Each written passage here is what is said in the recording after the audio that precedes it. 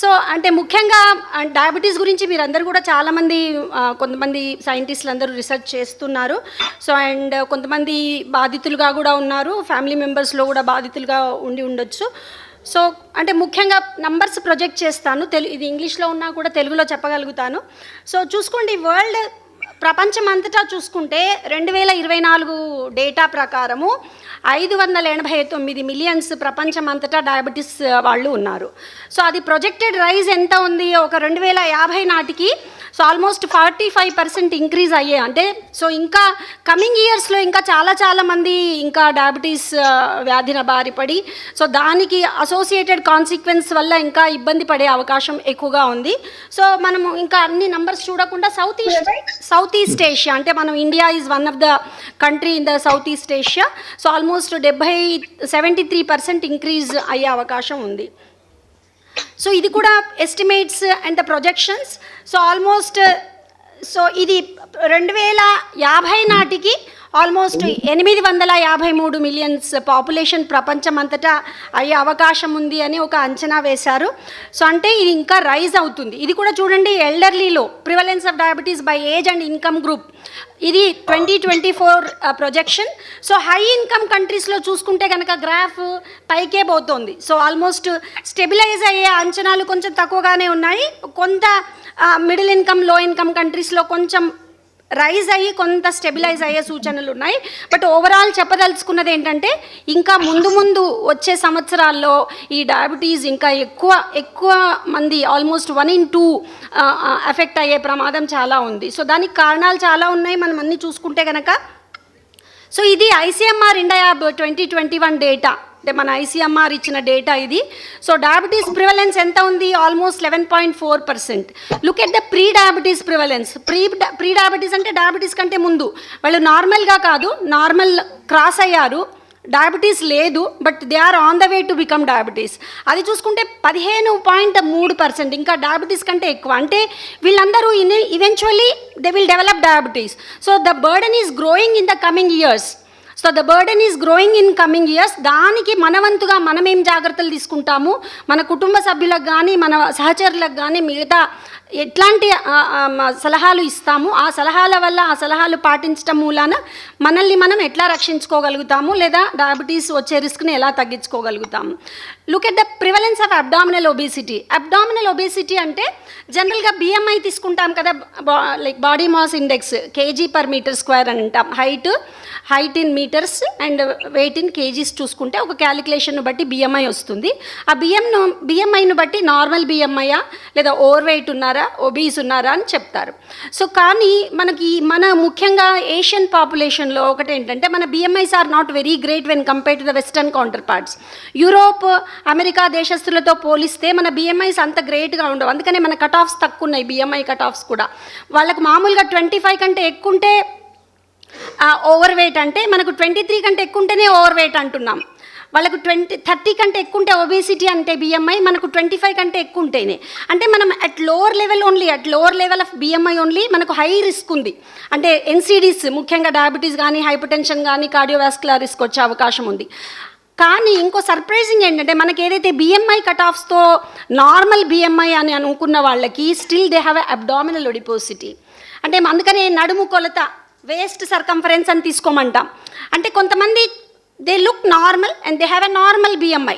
Normal BMI అంటే వాళ్ళను normal ఉన్నారు, మీరు ఏం కంగారు పడక్కర్లేదు అని చెప్పాల్సింది కాదు. సో మన నడుము కొలత కూడా చూసుకోవాల్సిన అవసరం ఉంది. వేస్ట్ సర్కంఫరెన్స్ అంటే విసరల్ అడిపోసిటీ, కడుపు అంటే విసరల్ అంటే కడుపుతో, అంటే లోపల అబ్డామినల్ విసర అంతా ఉన్న చుట్టూ ఉన్న fat that is more మెటబాలికలీ active. దాంట్లో నుంచి ఇన్ఫ్లమేటరీ సైటోకైన్స్ రావటం మూలాన ఈ ఎన్సీడీ రిస్క్ పెరుగుతుంది. డయాబెటీస్ కానీ, హైపర్టెన్షన్ కానీ, కార్డియోవాస్కులర్ రిస్క్ కానీ పెరుగుతుంది. సో అందుకనే నార్మల్ బిఎంఐఏ కాకుండా వేస్ట్ సర్కంఫరెన్స్ కూడా మెషర్ చేసుకుంటే that will give assessment for the risk of an individual. So దాంట్లో చూసుకుంటే కనుక చూడండి, అబ్డామినల్ అడిపోసిటీ చూసుకుంటే ఆల్మోస్ట్ 40% ఉంది. అండ్ ప్రివలెన్స్, అందుకనే మనం థిన్ ఫ్యాట్ ఫినోటైప్ అంటాం మన ఏషియన్ ఇండియన్స్ని. థిన్ ఫ్యాట్ అంటే మనం థిన్గా ఉంటాము, కానీ కడుపులో ఎక్కువ ఫ్యాట్ ఉంది మనకు. So thin fat phenotype, we are actually more susceptible to the NCDs than the western counterparts for that level of BMI. So ఇది burden. So ageing and diabetes చూసుకుంటే కనుక డెఫినెట్గా increased life expectancy with so much of advancement in the science technology earlier detection ఇవన్నిటి మూలాన కూడా ageing పెరుగుతోంది, life expectancy పెరుగుతోంది. So యూఎస్లో చూసుకుంటే కనుక మోర్ దాన్ 65 years ఉన్న వాళ్ళు more than 25% are diagnosed with diabetes and 51% have a pre diabetes.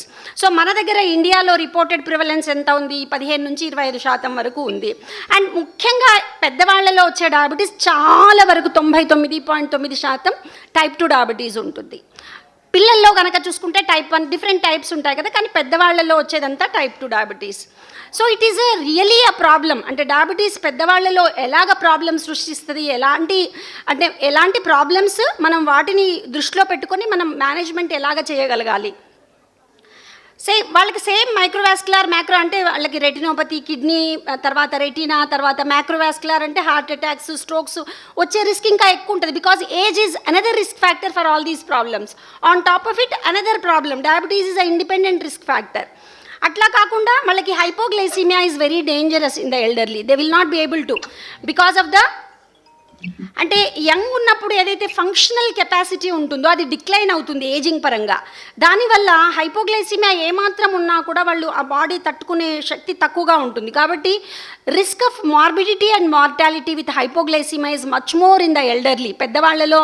అందుకనే పెద్దవాళ్లలో ట్రీట్మెంట్ ఇచ్చేటప్పుడు, డయాబెటీస్కి ట్రీట్మెంట్ ఇచ్చేటప్పుడు సాధ్యమైనంత వరకు హైపోగ్లైసిమియా రాకుండా ఉండే, అంటే కంట్రోల్లో ఉంచాలి కానీ హైపోగ్లైసిమియా రాకూడదు, అట్లాంటి మందులు వాడమని చెప్తాము. ఒకవేళ అవసరానికి ఇన్సులిన్ వాడాల్సి వస్తుంది, ఇన్సులిన్ అంటే హైపోగ్లైసిమియా రావచ్చు, లేదా సల్ఫనైల్ యూరియాస్ అని కొన్ని మందులు ఉంటాయి, మీరంతా కొంతమందికి మీకు తెలిసి ఉంటుంది, గ్లిమెప్రైడ్ అని, గ్లిబెంక్లమైడ్ అని, ఆర్ గ్లిపిజైడ్, ఇట్లాంటి వాటి వల్ల కూడా కొంత హైపోగ్లైసిమియా రిస్క్ ఉంటుంది. మరి ఒకవేళ ఇట్లాంటి మందులు వాడితే ఎలాగానంటే వాళ్ళని కొంత కంట్రోల్ రిలాక్స్గా పెడతాం. We will not go for a strict control. So that I will be talking. So and ఇంకా పాలిఫార్మసీ, బికాస్ ఎల్డర్లీ అంటే డయాబెటీస్ ఉంటుంది, హైపర్ టెన్షన్ ఉంది, ఇంకేదో ప్రాబ్లం ఉంది, ఇంకేదో problem. So multiple medications for the problem to address in an individual. సో పాలిఫార్మసీలో ఒకటి గుర్తుంటుంది, ఒకటి మర్చిపోతారు, అట్లా. సో దీనివల్ల కూడా ప్రాబ్లమ్స్. తర్వాత ఇంకేంటంటే మిగతా అన్నిటి వల్ల ఎక్కువ ఫ్రీక్వెంట్ హాస్పిటలైజేషన్స్, ఇదంతా ఓవరాల్గా చూసుకుంటే ఇవన్నీ ప్రాబ్లమ్స్ ఇన్ ఎల్డర్లీ. సో దాన్ని ఎట్లాగా ఈ ఛాలెంజెస్ని, సో సేమ్ ఇందాక చెప్పినట్టుగా more than just blood sugar, అంటే బ్లడ్ షుగరే కాకుండా ఏంటి ఫంక్షనల్ కెపాసిటీ డిక్లైన్ అవుతుంది, వాళ్ళ కార్డియోవాస్కులర్ ఫంక్షనల్ ఎబిలిటీ, పల్మనరీ, అన్నీ ఓవరాల్ ఫంక్షనల్ డిక్లైన్ ఉంటుంది. అండ్ 65+ అంటే మెమరీ కూడా, డిమెన్షియా, అవన్నీ కూడా. తర్వాత ఫ్రేలిటీ బికాస్ ఆఫ్ ద సార్కోపీనియా. మనందరికీ కొంచెం అంటే ఫిజికల్ యాక్టివిటీ తక్కువే అయింది, అందరూ వి ఆల్ అగ్రీ, కరెక్ట్. దానివల్ల మజిల్ ఏజింగ్ వల్ల మజిల్ తగ్గిపోతుంది, సార్కోపీనియా అంటాం మనం. సో ఇంకా మనం వాడకపోతే ఇంకా, అందుకని first important, even if you are 90, you are unable to move, sitting on the chair you can do some exercises. Mobility is very, very important to maintain that independence. So na sincere advice to all of you, to whatever you can do, sitting or standing, with the help of any physiotherapist or occupational therapist, do some mobility exercises, or if you can do resistance training kuda chaala important to maintain that mobility, functional mobility, so that you can be independent on your own. So bone mass kuda taggutundi, koncham kinda padangane so fracture అయ్యే risk కూడా చాలా పెరుగుతుంది. So కాబట్టి ఫ్రేలిటీ in diabetes, so దానికి address చేయాలి మనము. Proper nutrition ఉండాలి, ముఖ్యంగా ప్రోటీన్ బాగుండాలి, రెసిస్టెన్స్ ట్రైనింగ్. న్యూట్రిషన్ ఒకటే మజిల్ స్ట్రెంగ్త్ను బిల్డప్ చేయదు. సో రెసిస్టెన్స్ ట్రైనింగ్ చేయగలిగితే, లేదన్నా సింపుల్ మూమెంట్స్ అంటే మన కెపాసిటీని బట్టి మనము ఎలాగా టైలర్ చేసుకోవాలి ఎక్సర్సైజెస్ కూడా. తర్వాత urinary incontinence again.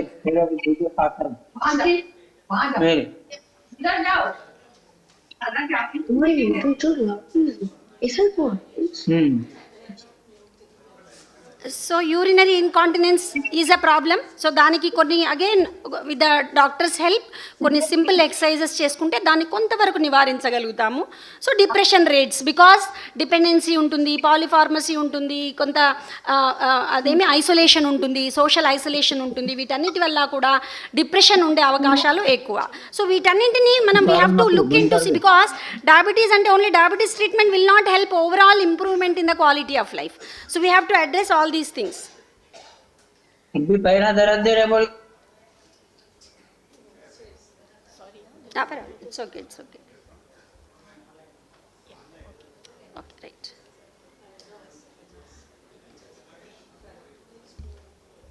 Right. So ఇది చూడండి, మేజర్ డయాబెటిక్ కాంప్లికేషన్స్ డెఫినెట్గా చూసుకుంటే ఈ రెడ్ కలర్ ఉంది చూసారా, రెడ్ కలర్ 75+. సో డెఫినెట్గా అన్ని complications associated with diabetes are higher in the elderly age groups. So ఇది కూడా microvascular complications among the adults more then 65 years, retinopathy కానీ లేదా different stages of retinopathy or micro albuminuria అంటే kidney involvement, ఇవన్నీ కూడా ఎల్డర్లీలో ఎక్కువ ఉండే అవకాశం ఉంటుంది, ముఖ్యంగా when they have a long standing diabetes. So ఇది చూసారా, డయాబెటీస్ ఇన్ ద ఎల్డర్లీ అంటే, సో ఇది ఊరికే just to show you. So అంటే ఒకవేళ మాకెవరైనా ఒక క్లినిషియన్ పర్స్పెక్టివ్లో నాకు ఒక 65+ ఎవరైనా డయాబెటీస్ వస్తే వాళ్ళకి ఒక 20-30 సంవత్సరాల నుంచి డయాబెటీస్ ఉన్న వాళ్ళు ఉండొచ్చు, లేదా అప్పుడే డిటెక్ట్ అయిన వాళ్ళు కూడా ఉండొచ్చు. Our perspective, our management approach will be little different in these 2 individuals. And ఇంకొక పాయింట్ చెప్పదలుచుకున్నది ఏంటంటే, సో వీళ్ళందరూ 65+ doesn't mean all are same. Each individual is different, age may be the same. Suppose ఒక 70 సంవత్సరాల ఒక సబ్జెక్ట్ ఒక ఇండివిజువల్ ఒక తీరుగా ఉంటారు అంటే వాళ్ళ functional ability may be different.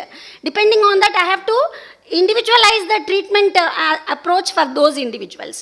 So జనరల్గా diabetes screening in the adults general recommendation ఏంటంటే ఎనీబడి మోర్ దెన్ 35 years. ఇంతకుముందు 40-45 సంవత్సరాల నుండేది, because we are detecting at early age and we are 10 years lesser అంటే at higher risk because of our ethnicity. So కాబట్టి 35 సంవత్సరాల పైబడిన వాళ్ళందరికీ కూడా డయాబెటీస్ స్క్రీనింగ్ జరగాలి. అండ్ ఇంకా అర్లీగా ఎప్పుడు జరగాలి, బిఎంఐ ఎక్కువగా ఉంటే, అంటే వాళ్ళు ఒబేస్ ఓవర్ వెయిట్ కేటగిరీ ఉంటే, ఫ్యామిలీ హిస్టరీ ఉంటే, లేదా ఉమెన్కి జెస్టేషనల్ డయాబెటీస్ ఉంటే, సో ఒబేసిటీ ఉంటే, సెడెంటరీ లైఫ్ స్టైల్ ఉంటే, సో హైపర్ టెన్షన్ ఉంటే, కొలెస్ట్రాల్ ఉంటే, వీళ్ళందరూ కూడా సో డయాబెటీస్ స్క్రీనింగ్కి వెళ్ళాలి. నార్మల్ ఉంటే మళ్ళీ 3 years తర్వాత. సో ఇంకొకటి ఏంటంటే, so because elderly suppose by any chance this is been missed, so తప్పకుండా ఒకసారి 65 తర్వాత ఒకసారి స్క్రీనింగ్ చేసుకోవాలి. తర్వాత why screen elderly unique challenges ఏంటంటే ఏటిపికల్ ప్రెజెంటేషన్స్ ఉంటాయి వీళ్ళకి. ముఖ్యంగా ఫటీగే ఉండొచ్చు, అలసటగా ఉండొచ్చు, వాళ్ళ ఫంక్షనల్ ఎబిలిటీకి తగ్గట్టుగా వాళ్ళు పని చేయలేకపోవచ్చు, లేదా జనరల్గా పాలియూరియా అంటాము, అతిమూత్రం చేయడం అని అంటాము. సో జనరల్గా ఏమనుకుంటారు, ఏజ్ వల్ల సో బ్లాడర్ కెపాసిటీ తగ్గింది కాబట్టి ఎక్కువ అని అనుకుంటారు. So but that may be a sign of diabetes also. So these are all the things. So atypical presentations ఉండడం మూలాన కూడా ఎవరైతే స్క్రీన్ చేసుకోలేదో సో చేసుకుంటే బాగుంటుంది, so that it can be detected early, can be managed very early. And so early detection వల్ల ఏమవుతుంది, so appropriate treatment control ఉంచుకోగలిగితే, అన్ని ప్రాబ్లమ్స్ని అడ్రస్ చేయగలిగితే మనం ఇంకా కాంప్లికేషన్ రిస్క్ని తగ్గించిన వాళ్ళం అవుతాము. సో సేమ్ థింగ్, మీకు డయాబెటీస్ డయాగ్నోసిస్ జనరల్గా ఒకవేళ by chance if at all you go for a screening, fasting plasma glucose 126 mg/dL కంటే ఎక్కువ ఉంటే, లేదా గ్లైకోసిలేటెడ్ హిమోగ్లోబిన్ చేస్తాం HbA1c, అది మోర్ దాన్ 6.5% కంటే ఎక్కువ ఉంటే డయాబెటీస్ అని నిర్ధారణ చేస్తాము. లేదా OGTT అని చేస్తాము, ఓరల్ గ్లూకోజ్ టాలరెన్స్ టెస్ట్. ఇది ఎవరికి డయాబెటీస్ లేని వాళ్ళకి స్క్రీనింగ్ కోసం వెళ్తున్నారు. ఆల్రెడీ డయాబెటీస్ ఉంది, వాళ్ళు ట్రీట్మెంట్ మీద ఉన్న వాళ్ళు ఈ పరీక్షలకు వెళ్ళక్కర్లేదు. వాళ్ళ డాక్టర్ సలహా ప్రకారం వాళ్ళు ట్రీట్మెంట్ తీసుకోవచ్చు. ఒకవేళ స్క్రీనింగ్లో నార్మల్ ఉంటే సో మళ్ళీ ఒక 3 yearsకి లేదా ఫ్యామిలీ రిస్క్ని బట్టి మళ్ళీ సంవత్సరానికి ఒకసారి చేసుకోవచ్చు. సో బేసికలీ ప్రాబ్లం ఏంటంటే టైప్ 2 డయాబెటీస్ ఇన్ ద ఎల్డర్లీలో జీరియాట్రిక్ సిండ్రోమ్స్ అంటే ఏజ్ పరంగా వచ్చే ప్రాబ్లమ్స్ లైక్ కాగ్నిటివ్ ఇంపైర్మెంట్, తర్వాత sarcopenia, muscle loss, frailty, so తర్వాత బోన్ లాస్ ఉంటుంది, తర్వాత యూరినరీ ఇన్కాంటినెన్స్, ఫ్రీక్వెంట్ ఫాల్స్ ఉండడం మూలాన న్యూట్రిషన్ కూడా అప్రాప్రియేట్గా ఉండదు, ముఖ్యంగా ప్రోటీన్ అవన్నీ కూడా. సో వీటన్నింటి వల్ల అండ్ పాలిఫార్మసీ ఇందాకనే అనుకున్నాము, ఇవన్నీ కూడా ఏజ్ రిలేటెడ్ చేంజెస్ ఇవన్నిటి. అదే కాకుండా మెటబాలిజం కూడా స్లో డౌన్ అవుతుంది, మెటబాలిజము తర్వాత సో దానివల్ల కూడా రిస్క్ పెరుగుతుంది. సో ఇవన్నిటిని మనము ఎలాగ అడ్రస్ చేయగలుగుతాము and higher risk for adverse events especially the hypoglycaemia and drug interaction risk కూడా పెరుగుతుంది పాలిఫార్మసీలో many drugs. So again with appropriate doctor's advice మనం జాగ్రత్తగా అంటే మనల్ని మనము ఎట్లాగా చూసుకోవాలనేది. సో తర్వాత ఇది basically beyond routine checkups so మెయిన్గా our focus as a clinician is diabetes ఉన్న వ్యక్తులు ఎవరైనా 65+ ఉన్న వాళ్ళు న్యూలీ డిటెక్టెడ్ కానీ ఆల్రెడీ ఒక 10-15 సంవత్సరాల నుంచి ఉన్న వాళ్ళని కూడా. సో మా దృష్టి apart from BP control, sugar control, cholesterol control, other geriatric associated ప్రాబ్లమ్స్కి స్క్రీన్ చేయాలి. కాగ్నిటివ్ స్క్రీనింగ్ అంటే కాంప్రిహెన్సివ్ అసెస్మెంట్ అనమాట. సో దాంట్లో cognitive impairment, there are some tools for us to look into that. Memory loss ఏమన్నా ఉంది, memory loss ఉంటే you can refer to the appropriate specialist to look into that aspect to can be managed. And impact on the basically treatment regimen ni కొంచెం simplify చేయగలగాలి so that they can use on their own to manage on their own, not depending on the family members. తర్వాత ఒకవేళ hypoglycaemia insulin మీద ఉన్నారు, వాళ్ళకి hypoglycaemia explain చేస్తూ, ఒకవేళ family members ఉంటే వాళ్ళకి కూడా ఎడ్యుకేట్ చేస్తూ, ఒకవేళ లేదు వాళ్ళు సపోర్ట్ సిస్టమ్ లేదు వాళ్ళకి అని అంటే కొంత we have to relax the treatment. అంటే వాళ్ళకు స్ట్రిక్ట్ HbA1c 7.5 కంటే తక్కువ పెట్టుకోవాలని కాకుండా 7.5, 8 also is acceptable for them. Because we will be otherwise throwing, because there are no support system for them. వాళ్ళు ఒక్కళ్ళే ఉంటారు కాబట్టి they may die because of the hypoglycemia rather than die because of the hyperglycemia. అందుకనే వాళ్ళకి కొంత treatment target relaxation ఉంటుంది వాళ్ళకి, అదే depending on the other factors. So జనరల్గా 7 కంటే తక్కువ ఉంచుకోవాలి HbA1c, కానీ ఒకవేళ మార్బిడిటీ అయ్యే అవకాశాలు చాలా ఎక్కువ ఉన్నాయంటే we have to give that consideration. తర్వాత nutrition we have to address to improve the muscle mass, to improve the bone strength, all those things. And so depression ఉంటే again that has to be addressed. So it is overall assessment. As a clinician, it's my job to look into all these and refer to the appropriate specialist so that can be addressed properly. So చూసారా, ఈ picture చూసుకుంటే కనుక geriatric population 65+ doesn't mean all are similar. It's different, it's a heterogeneous population. కొందరు 85 ఉంటారు, still they are cycling, their functional ability is retained. కొందరు 65కే they are bedridden, they will not be able to move కదా. So కొందరు nursing care స్టేషన్స్లలో ఉంటారు. So different అంటే age is a parameter, but వాళ్ళ ఫంక్షనల్ ఎబిలిటీ, వాళ్ళ dependency system, వాళ్ళు రొటీన్గా వాళ్ళ పనులు వాళ్ళు చేసుకోగలుగుతున్నారా, యాక్టివిటీస్ ఆఫ్ డైలీ లివింగ్ అంటారు. ఇప్పుడు మొబైల్ చూసుకోగలుగుతున్నానా, ఎవరికైనా ఏమైనా ప్రాబ్లం అయితే కాల్ చేసుకోగలుగుతున్నానా. సో ఇవన్నీ కూడా అంటే వాళ్ళ మెమరీ ఇంటాక్ట్ ఉండాలి, వాళ్ళు ఫంక్షనల్ ఎబిలిటీ ఉండాలి, అన్నీ ఉండాలి. సో వాళ్ళు ఫంక్షనల్ ఎబిలిటీ అవన్నీ చూసుకొని then we have to plan for our treatment. So aim of the management ఏంటంటే, so optimal quality of life, resolution of symptoms, avoid acute complications. అంటే సివియర్ హైపర్గ్లైసిమియా కాకుండా లేదా ఏమైనా అక్యూట్ కాంప్లికేషన్స్ అంటే hypoglycaemia is very very dangerous. So అది చాలా important, ముఖ్యంగా పెద్దవాళ్ళలో.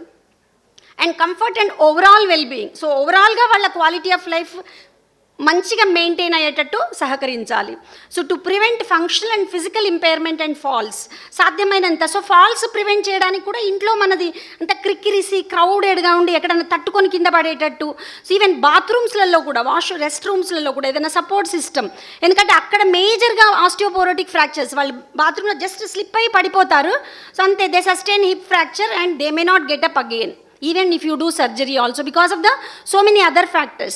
Andukane very very important in the rest rooms and wherever they are in their rooms to provide some support whenever they get up. Leda giddiness ostundi, gabukkuna padipotaru. So daniki andukane when you are getting up from the bed konta 5 minutes కూర్చొని support తీసుకొని you get up. So I think these are all small things only, probably help in most of the individuals. So and lengthening the time interval. So ultimate ga మన functional ఎబిలిటీని ఇంకా longer period వరకు తీసుకువెళ్ళడం సాధ్యమైనంత వరకు, అదే మన గమ్యం, goal. So individualisation is the key. అందరికీ ఒక్క తీరుగా కాదు, ఇవన్నిటిని చూసుకుంటూ. So clinician responsibilities only sugar కంట్రోలే కాకుండా ఇవన్నిటిని దృష్టిలో పెట్టుకొని వాళ్ళకి తగిన సలహా ఇచ్చి వాళ్ళు దాన్ని ఇంప్రూవ్ చేసుకునేటందుకు సహకరించాలి. సో ఇవన్నీ దృష్టిలో పెట్టుకొని అండ్ సో కాబట్టి అందరికీ ఏమీ ఆల్ సైజ్ ఫిట్స్ అంతే, ఒక సైజ్ అందరికీ ఫిట్ అవ్వదు. సో కాబట్టి ఇండివిజువలైజేషన్. సో దాన్ని బట్టే ఇవన్నమాట. So functional ability, functional independency ఉంది అని అంటే target the HbA1c less than 7%. అంటే వాళ్ళు నార్మల్, అంత they are able to manage on their own. లేదా ఫంక్షనల్ డిపెండెంట్ ఉంది, ఇంటర్మీడియట్ హెల్త్ ఉంది, they are okay but still they are dependent, అక్కడ కొంత relaxation. So less than 8% is the HbA1c. So చూస్తున్నారు కదా టార్గెట్ జనరల్గా అందరికీ మీకు అంత తెలిసి ఉంటుంది, H b A one c target general statement less than 7%, కానీ అందరికీ ఇది వర్తించదు. So we have to look into all the other factors. Complex అంటే బెడ్ మీద ఉన్నారు, వాళ్ళకి somebody has to help, even less than 8.5% also is okay for us. Okay, so అదే మెయిన్గా ముఖ్యంగా ట్రీట్మెంట్ వరకు వస్తే కనుక ట్రీట్మెంట్లో సాధ్యమైనంత there are some medications which will not cause hypoglycaemia. అంటే ముఖ్యంగా మెట్ఫార్మిన్, చాలామంది కొందరికి తెలిసి ఉంటుంది, మెట్ఫార్మిన్ అని, DPP-4 inhibitor, sitagliptin, vildagliptin. So ఇట్లాంటివన్నీ కూడా మనం వాడిన హైపోగ్లైసిమియా రిస్క్ తక్కువగా ఉంటుంది. సాధ్యమైనంత అది వాడుకోవాలి. ఒకవేళ కంట్రోల్ కాలేదు అంటే ఇన్సులిన్ కూడా వాడొచ్చు, కానీ ఇన్సులిన్ వాడేటప్పుడు కొంత హైపోగ్లైసిమియాను ప్రాపర్గా ఎడ్యుకేట్ చేసి, కొంత higher also is acceptable, even up to 200 also post ప్రాండిల్ is acceptable అట్లాగా చెప్పాలి. ఇంకా కార్డియో రీనల్ అసెస్మెంట్ అంటే కార్డియాక్ ఇష్యూస్ ఏమన్నా ఉన్నాయా, కిడ్నీ ప్రాబ్లమ్స్ ఏమన్నా ఉన్నాయా, రెటినల్ విషన్ ప్రాబ్లమ్స్ ఏమన్నా ఉన్నాయా, వాటన్నింటినీ దృష్టిలో పెట్టుకొని doctor has to prescribe.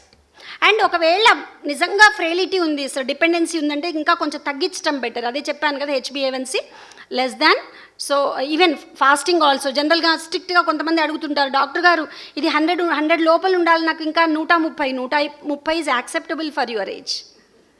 So అది చాలా ఇంపార్టెంట్. సో ఛాలెంజెస్ ఏంటంటే కాగ్నిటివ్ డిస్ఫంక్షన్, సో దాన్ని ఏం చేయాలి, టైట్ కంట్రోల్ను అవాయిడ్ చేయాలి. సో కాంప్లెక్స్ ట్రీట్మెంట్ రెజిమెంట్స్ని తగ్గించాలి.